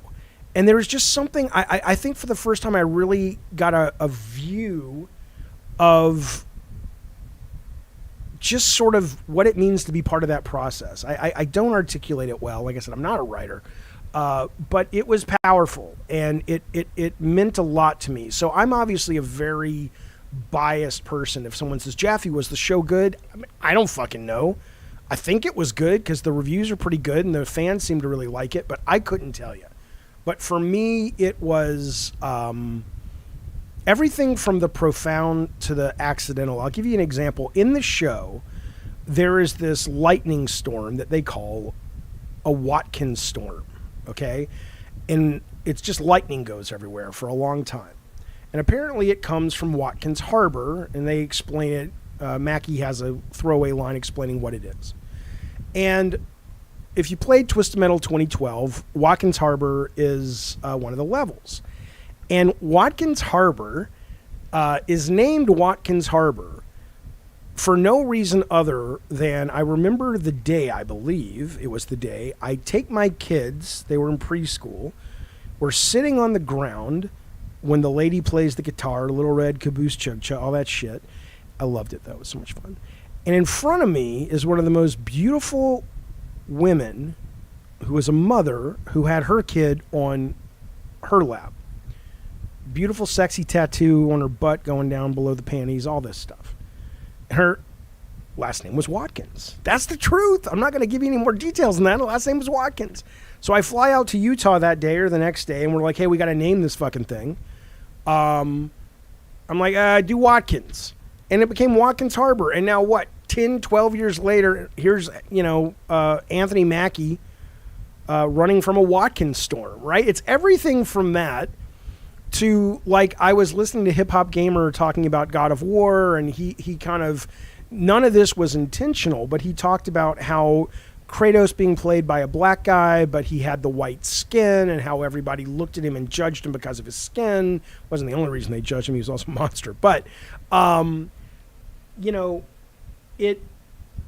some stuff like that is not just like throwaway, like Watkins, is profound and meaningful and deep. He was like he was like paralleling the black experience with Kratos' experience. You can watch it. I'll put a link here if you're interested. It's a really good talk he gave. I think it was at Comic-Con. And it's so strange to experience how all of this stuff that you go through that makes it into your stuff affects others and travels and ends up in places you would have never anticipated. I'm getting the biggest kick out of it. So I will tell you that it's pretty fucking cool. It's pretty fucking cool. I love the first season. I did see, yes, we will do a members-only spoiler chat about Twisted Metal Season 1 sometime in the next 5 or 6, maybe worst case 10 days, so people have a chance to catch up with it. Okay, let's move on from the Twisted. Let's talk briefly about... Oh, hang on. Rocker Matt says, Jaffe, do you think it's possible to get Samoa Joe on? He's been doing smaller interviews. I would love to, but I think right now, because you can't promote the show if you're an actor and it's a guild-based show, which it is. So a lot of those, if you'll see Samoa Joe, it'll be like, oh, we recorded this before. Unless, of course, he's like, fuck that. I don't have anything to do with that. Because I'm not SAG, and in which case, yeah, I'd love to have him on. Let me know if you're watching interviews that were done after. Oh yeah, Ghetto God, don't spoil things for people. But yeah, even the backstory of Sweet Tooth, I didn't write that. It wasn't my backstory for Sweet Tooth. But boy, it was good. It was very creative and clever and interesting, and I loved it. And again, this idea of carrying water for this entity, this I don't mean there's one, but like there's this creative entity that feels right to say that is chaotic and fun and juvenile but has a lot of heart. I recognize that in the work I did, and I don't really carry that. Well, I do carry that water still, but not in the same way. I recognize that same energy in the show, and I love the fact that I got to carry it for a while because it keeps going. It gets to keep going to someone else, and someone's going to be inspired by this show, never even played the games. The one thing that I got to tell you how I just was a terrible writer. Anyone who watched the show knows that there's something that John Doe is a huge fan of, and it never would have occurred to me where they were going with it. And until the second to last episode, when they reveal this thing, I was like, oh, I would have never thought to do that. Like it was, they so much better at building and foreshadowing and setting up and paying off and, subverting your expectations. It was cool. It was cool. I really enjoyed it. Think about this, Modern Warfare 3. You want to see the reveal of that? A lot of you guys, I don't get it. A lot of you guys don't like the Modern Warfare 3. I fucking love it. This new Modern Warfare 2 has been pretty great. Apparently, if they're doing some big real-time event in an upcoming Warzone. Okay, so if you play Warzone on this day at this time, you'll be one of the first to see the reveal of Modern Warfare 3, which is pretty much a direct takeoff of 2. It was supposed to be DLC, now it's standalone. What's pretty cool, though, I want to tell you what's coming in the new season that starts August 2nd of this month for Call of Duty 2. This is pretty cool. New maps, whatever. The new maps have been fucking crackerjack, man. The new maps, Lighthouse is new, which is amazing. The one that they have, like, on some dock is pretty amazing. They also have a mode, and then they got new maps coming up. They have a mode coming up, which maybe they've had it before and I never knew. It's called Havoc No Perks. So it's called Havoc. So there's no perks, no kill streaks, or field upgrades. It's team deathmatch, but when you reach certain elimination milestones, like X number of kills for your team, gameplay modifiers get activated that affect both teams. I'm reading this directly from today's PlayStation blog. You get modifiers like Ammo Feeder, which auto-reloads your weapons, Boots Off the Ground, which gives you moon gravity, Flame Shot to swap all loadouts to flame-tipped crossbows and Molotovs. Modifiers stack. The first team to earn 60 kills wins the match. And there's a giant 20v20 capture the flag. They're not getting rid of them, Mio says, what? Kill streaks are the best. They're not getting rid of it. It's just a new mode. Lutron says, I played a bunch of Plunder last night. Super fun. Yeah, it's really fucking good. So I'm very much looking forward to it. Ghetto God says, I lost my love for Call of Duty when they started adding jetpacks and wall running. That was just advanced. They don't do that now. There's no more wall running as far as I recall in this new one. But yeah, I'm enjoying it. I'm looking forward to the new one. And I still need to play with members and get back to my esports training because, come on now. I'll tell you what, fellas, it's almost getting on 3. There's more stuff I want to talk about, but we're going to push that to tomorrow's show. So I'll just chat with you guys for a little bit, and then we'll roll out of here because Ricardo and I are trying to get 5 shows a week. I don't know if it's possible. And I also want to do them earlier. I want to do them earlier because I have more energy. Can you tell when I do them earlier? You're like, no, Jaffe, do them later. Your more energy be the end of me.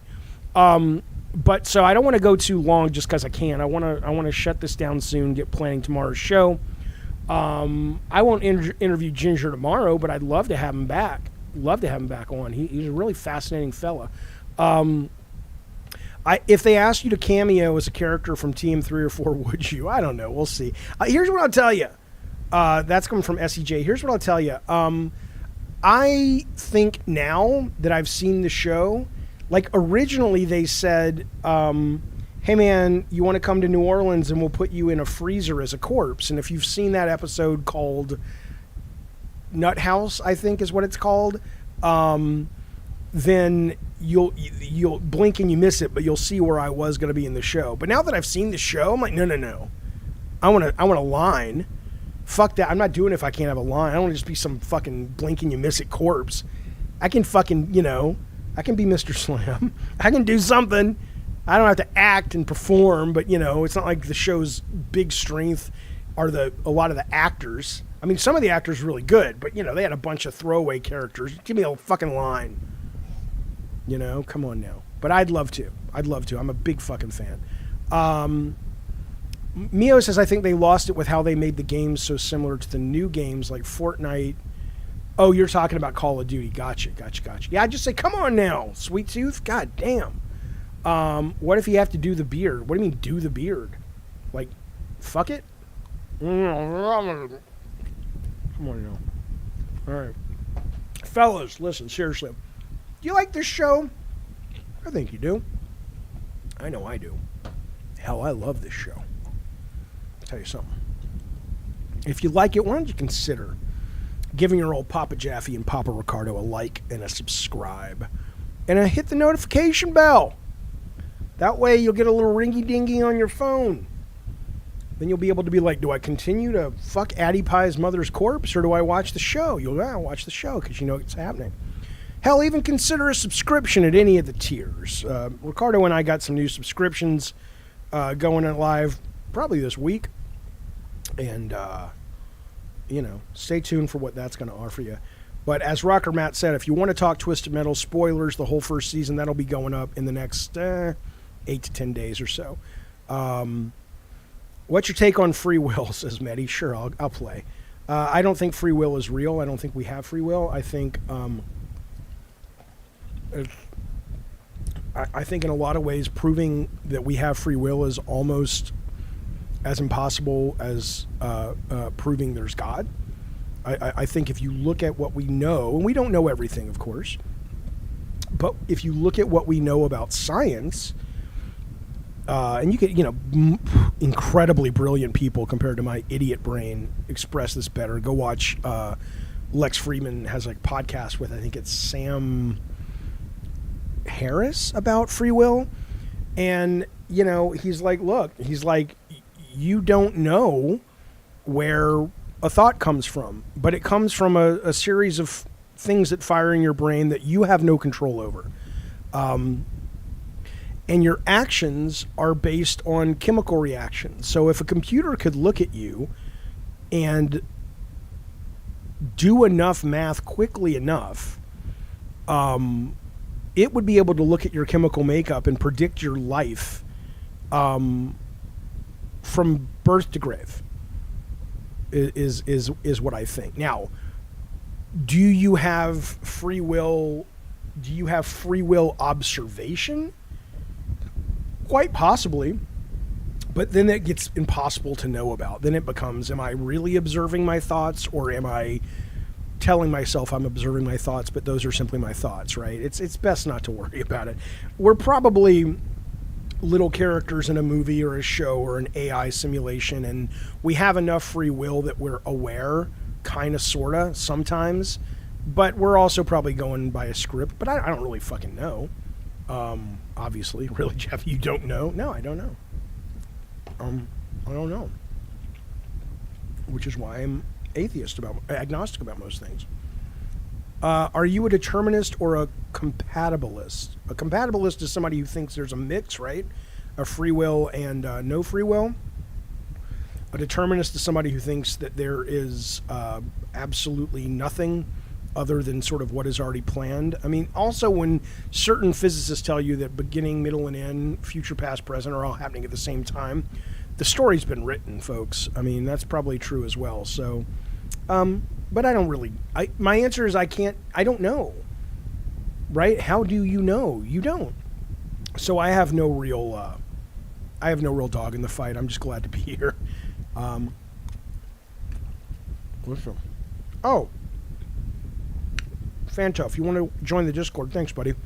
Go over to the Discord. If you just go to the Discord, and there should be a link, but let me put a new one up because sometimes they expire. Don't ask me why. Here's the latest and greatest link to the Discord.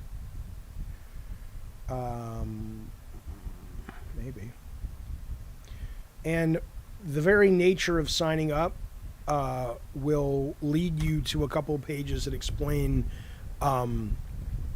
what you do to link your membership to the Discord, and you can get into all the rooms and all that good stuff.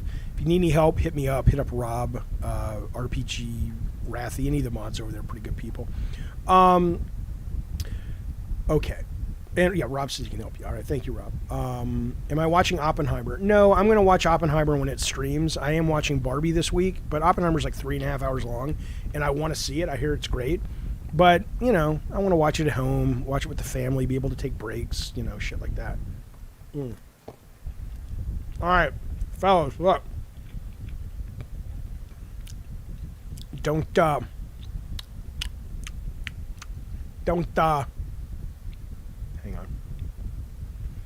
Don't take any wooden nickels, you motherfuckers. I'll see you soon. See you next time. Thank you, Ricardo. I'll talk to you real quick if you're still up. Bye, everybody.